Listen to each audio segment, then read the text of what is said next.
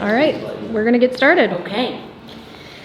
Well, good morning, everyone. I am Congresswoman Haley Stevens, proudly representing Michigan's 11th District, Oakland County, Michigan, otherwise known as Automation Alley. And speaking to you today from the United States Capitol, I want to thank the House Select Committee on Strategic Competition between the United States and the Chinese Communist Party for their support. Our Democratic committee allowed us to get this room and provided support in putting together today's press conference. As we all know, the House has adjourned for the week. We are waiting on the Senate to vote on a continuing resolution. Every Democrat in Congress, albeit one, and one Republican actually, voted against the continuing resolution funding package, in part because of the $7 billion in cuts that were coming down to our veterans, to food assistance for housing. I just had the Michigan Housing Authority in, and they're very concerned about the government funding proposal and what this will mean for housing projects in Michigan. We also have some deep concerns about Medicare, Medicaid, and ongoing earned benefits for the American people. And as we reflect and as we know, and we take this very seriously as lawmakers, people with the power of the pen, as well as the authority and the appropriating ability of the taxpayer dollar, we take very seriously that the United States of America is $36 trillion in debt. Today, the United States is $36 trillion in debt today. And as we saw, our colleagues on the other side of the aisle voted for a funding package, a $1.6 trillion funding package.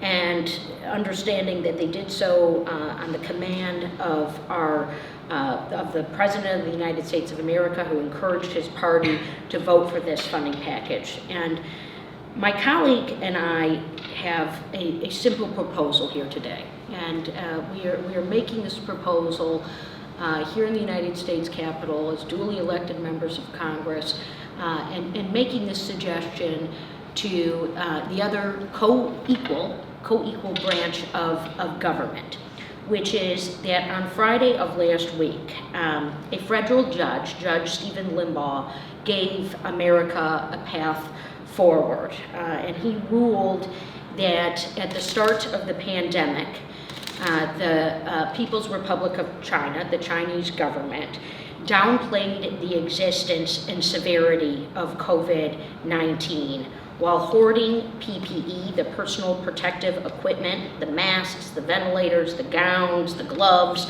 and ruled that that is in violation of the Sherman Antitrust Act. And he ruled that the economic damage and heightened expenditures caused by these actions makes China liable for $24 billion in damages to the state of Missouri. Missouri's Attorney General, someone who doesn't share my party, filed this lawsuit, or carried this lawsuit forward on behalf of the state of Missouri, just the state of Missouri. And Judge Limbaugh ruled that indeed China owes the state of Missouri $24 billion. We believe, as the Heritage Foundation cited, that the COVID-19 pandemic, the malfeasance of the Chinese Communist Party, led to enormous economic and human costs, including $18 trillion in economic costs to the United States and more than 1 million American deaths. This is from the Heritage Foundation, $18 trillion in costs. Now, as a humble lawmaker and someone who, was so proud to write and introduce 31 bills last term in the Congress, I was proud to see 6 of those bills make their way through my chamber. A few became law. I am rigorously working on behalf of the American people. But today, here in my branch of government, I believe that the Trump administration has an ability to put America first. President Trump, we know you want to put America first. We see how hard you're working, how ferociously you're working day in and day out. And we're working just as hard, sir. So instead of having the guy with the chainsaw reckon through our agencies, and it's so painful to see veterans being fired and public servants being fired. We know our federal workforce is only 5% of our federal budget at most. Sometimes it's only 3%. Sometimes we know that these agencies aren't even properly staffed. So maybe there's a better way to work on efficiency if we can make China pay. If we can make China pay. And sir, you have a confirmed Attorney General of the United States of America, and I believe you got a member of the House Chamber who's on her way to becoming the UN Secretary, Lee Stefanik. And I believe they could work together to hold China accountable. And if there's a role for us as lawmakers, we will pursue that. Maybe there's a resolution we could do. But the action that we want to see happen is we owe a lot of this debt to China. You know, this 36 trillion in debt. A lot of it is to China. We are in debt to China. We should make China our debtor based on the 18 trillion that the secretive hiding of COVID-19 cost our country. Judge Limbaugh gave us a path forward. And so that is our call today.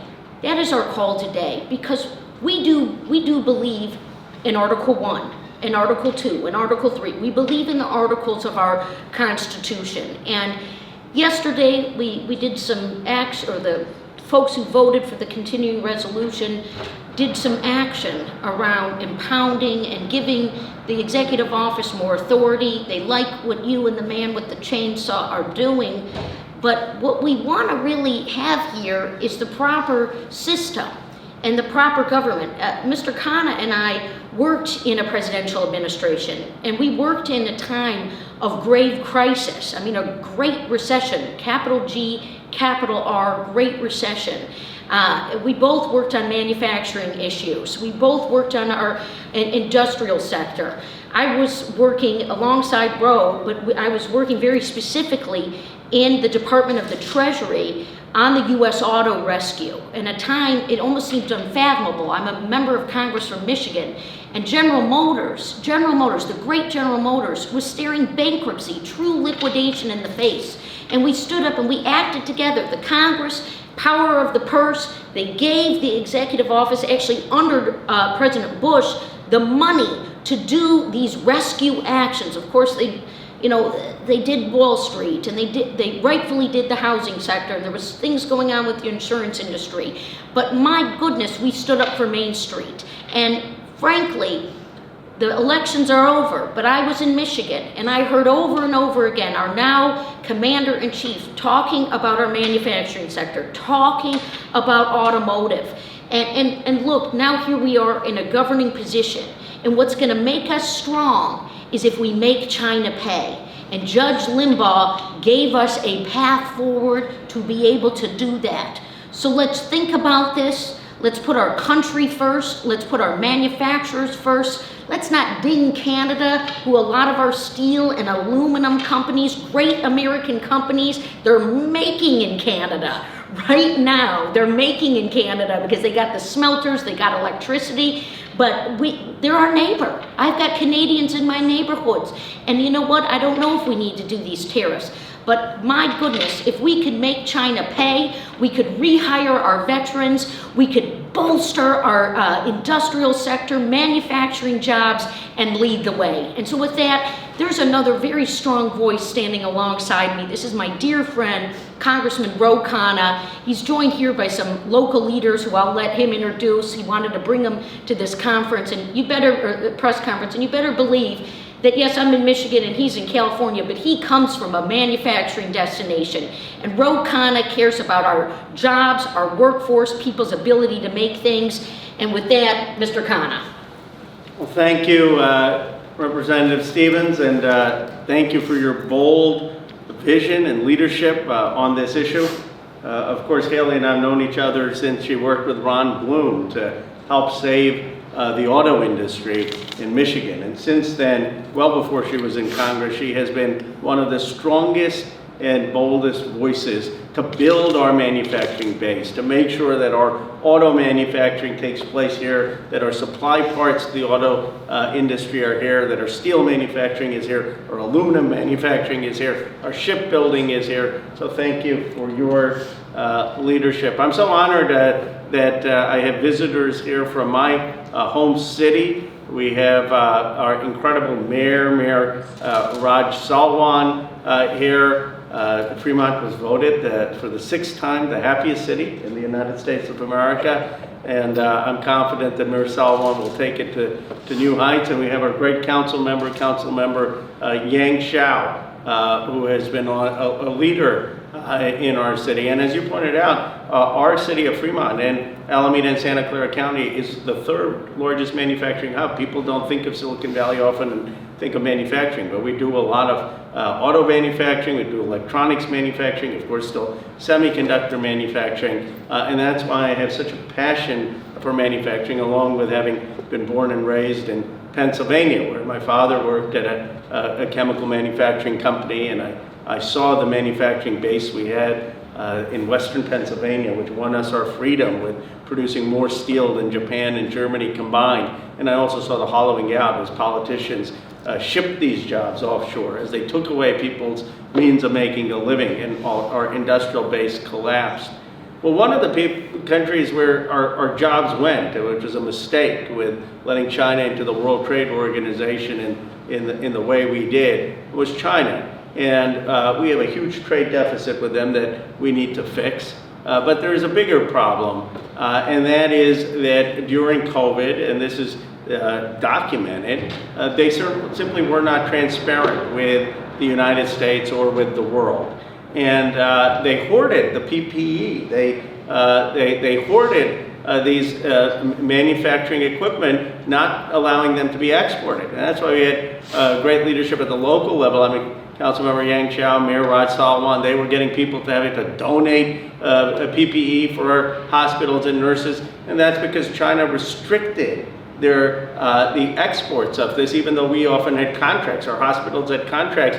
The manufacturers in China couldn't fulfill them. This is one reason we have to build our industrial base. We can't ever be in that position again. But the point is that they should be liable for the damage that they caused in the United States, the debts that were caused, the lack of us being able to get ahead of the issue because they simply were not transparent. They simply did not reveal to the world, to the World Health Organization, what was going on. Had they done that, we would have gotten the vaccine much earlier. We would have been able to take preventive measures much earlier, but they didn't do that. And I'm glad that the Missouri judge has found a liability of $24 billion. Look, it was a judge appointed by someone who was a Republican president. I think it was a Republican attorney general. But when it comes to this issue, it's not political. It's not partisan. This is an issue where we need to hold the Chinese Communist Party accountable